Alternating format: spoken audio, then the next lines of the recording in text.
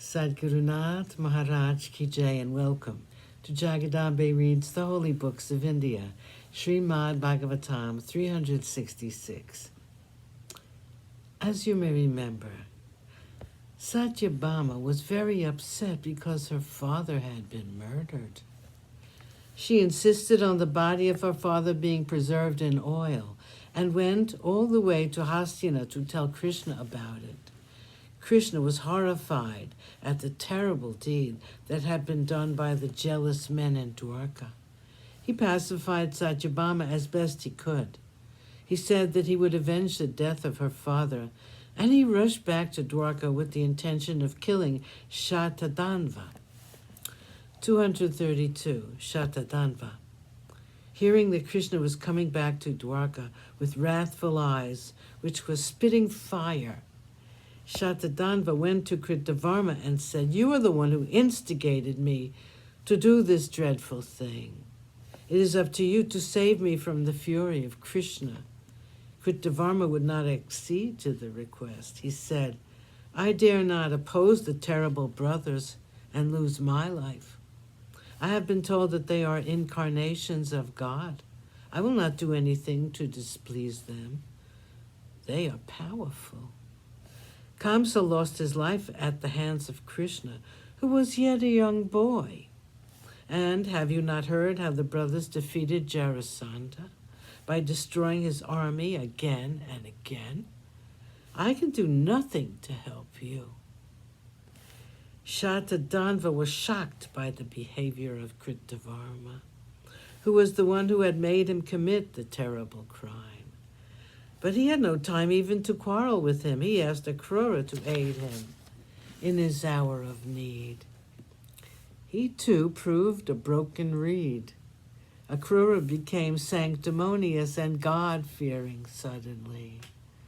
Perhaps it was a pose he assumed, or perhaps it was because he was repenting for his momentary lapse. Shatadanva could not make out what made him talk like he did. Akrura said, "Look, my friend, which man in his proper senses will invite the anger of the terrible brothers? Krishna is the Lord of Lords. He's the Parabrahman. He's the creator, the preserver, and the destroyer of the universe. I know who he is, and I now salute him."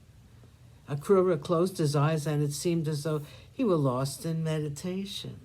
Poor Shatadanva did not know what he should do. He said nothing.